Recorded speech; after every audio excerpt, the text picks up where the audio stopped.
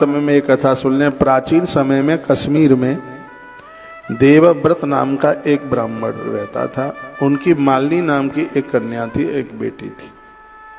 वह कन्या उसकी सत्यशील नाम वाले विद्वान ब्राह्मण को ब्याही गई थी, यानी इस ब्राह्मण के दामाद का नाम था सत्यशील। कहते हैं कि वह उसके साथ विवाह करके अपने साथ वह अपने देश के लिए चला गया। वह मालिनी नाम की जो उसकी कन्या थी वो ठीक नहीं थी। उसका स्वभाव, उसका चरित्र, ये सब ठीक नहीं था। वह जब रूप यौवन वाली हुई तो कभी अपने पति को कभी प्रिय हुई नहीं। वो हमेशा लड़ती रही, पति से झगड़ती रही। पति से लड़ाई लड़ने में तो ये पूर्व में से ही हम बता चुके हैं कि पुण्य तो सब क्षीण हो ही जाते हैं। और पति भी नारी का अपमान करता है तो उसने भले ही 100 गायों का गोदान किया हो, उसके पास भी कोई पुण्य नाम की कोई चीज रहती नहीं है। दोनों के लिए बात कही गई है। वह हमेशा मालिनी निष्ठुर, सदैव अपने पति से द्वेष रखती थी। अपने पति को वश में रखने के लिए उसने दूसरी स्त्रियों से वशीकरण मंत्र पूछा। हमारे पास भी बहुत माताएं आती हैं, कहती हैं कि महाराज जी ऐसा कोई उपाय है कि घर वाला बस में हो जाए। हमने पूछा इसको बस में करके करोगी क्या? नहीं, ये बस में हो जाए, ऐसा कोई उपाय बताइए। तो मैंने उपाय बताए, आपको भी बता दूं जरूरत हो तो। पति बस में कैसे होगा? एक छोटा सा उपाय है। क्या है वो? वशीकरण एक मंत्र है, तज दे बचन कठोर। जिस दिन पति से लड़ना बंद कर दोगी, झगड़ना बंद कर दोगी, उसी दिन से घर वाला आपके बस में हो जाएगा। मधुर भाषा, मीठी वाणी बोलिए।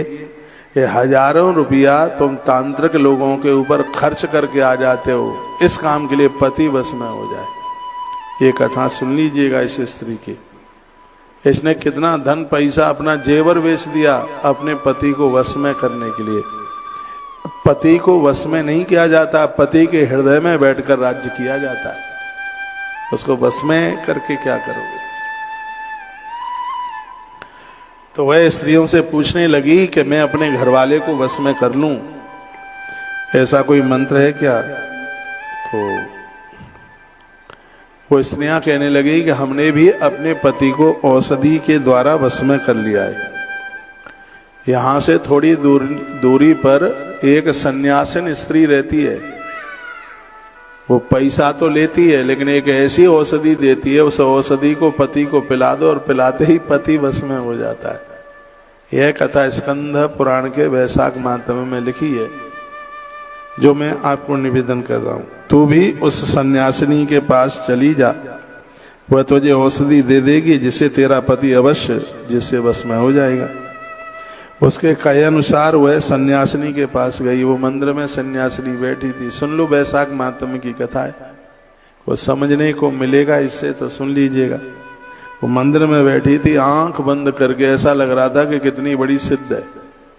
बैठी थी गेरुआ कपड़े पहने हुए, और वह मंदिर में बैठी थी जहां पर कुटी में 100 स्तंभ, 100 खम्भे लगे हुए थे बड़े बड़े। लोगों ने खूब पैसा रुपया दिया उसे, खूब बड़ा उसने मंदिर बनवा रखा था। 100 तो खम्भे लगे थे। इस प्रकार से मालिनी ने वहां पहुंच करके और उस सन्यासिनी को प्रणाम करके हाथ जोड़ करके प्रार्थना करने लगी। कहने लगी कि हे गुरु मां, मेरा पति मुझे बहुत परेशान करता है, मैं आपके पास चल करके आई हूं। आप कुछ ऐसा कर दो जिससे मेरा पति मेरे बस में हो जाए। तो सन्यासिनी ने कहा कि दक्षिणा मोटी लगेगी। तो उसके हाथ में, उस मालिनी के हाथ में हीरे जटित वह एक अंगूठी पहनी हुई थी, बहुत कीमती अंगूठी थी। और उसने वही अंगूठी उस सन्यासिनी को भेंट में दे दी। सन्यासिनी ने उसके पति के लिए एक चूर्ण बना करके तैयार कर दिया और कहा कि दूध में या गर्म पानी में घोल करके दे देना, तेरा पति तेरे बस में हो जाएगा। ये ऐसी औषधि है, इसे बहुत स्त्रियों ने अपने पति को अपने बस में कर लिया है, तेरा पति तेरे बस में हो जाएगा। तो वह कहने लगी मेरा पति सुंदर ज्यादा है, मैं उतनी सुंदर नहीं हूं, इसलिए वो मुझसे प्रेम नहीं करता, और स्त्रियों से प्रेम करता है। मैं तुम्हारे पास इसलिए आई हूं कि उसकी सुंदरता खत्म हो जाए। तो सन्यासिनी ने कहा ऐसी ही तो दवाई हमने दी है कि उसकी सुंदरता खत्म हो जाएगी।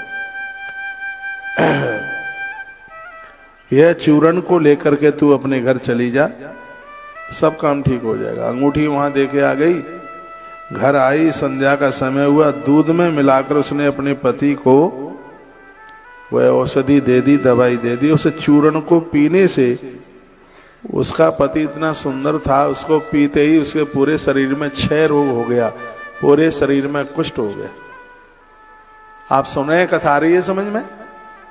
हाँ, उसके पति को पूरे शरीर में कुष्ठ हो गया।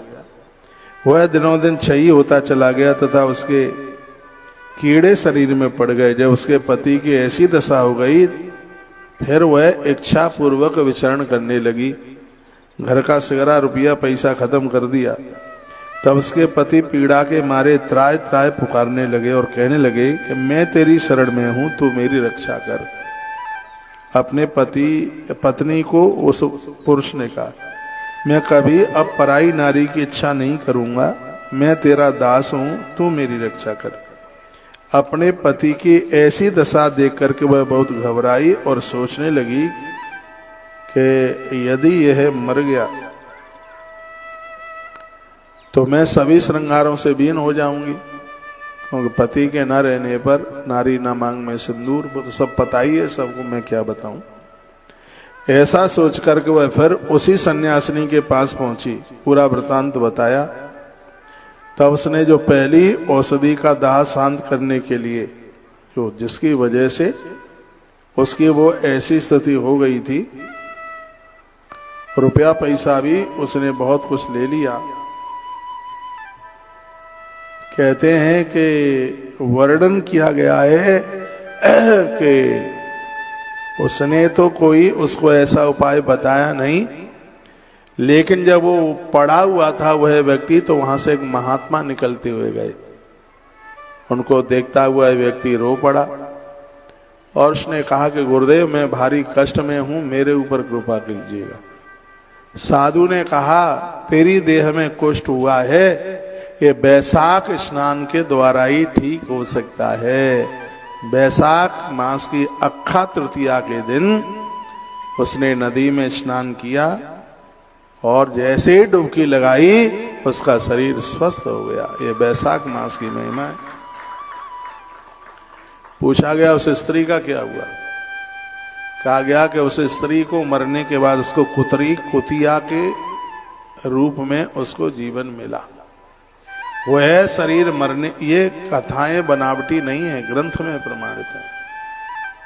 उसको मरने के बाद में फिर वह एक चांडालिनी के रूप में पैदा हुई, उसके 3 जन्म यूं ही बिगड़ गए। फिर उसने कभी फिर प्रायश्चित किया, तब कहीं फिर उसको गति मिली। तो ये कथाएं इतनी अद्भुत हैं, ये कथाएं कहना चाहती हैं कि कभी किसी को अपने बस में मत करो, कभी किसी के साथ गलत व्यवहार मत करो। जो जैसा करेगा उसको वही भोगना पड़ेगा।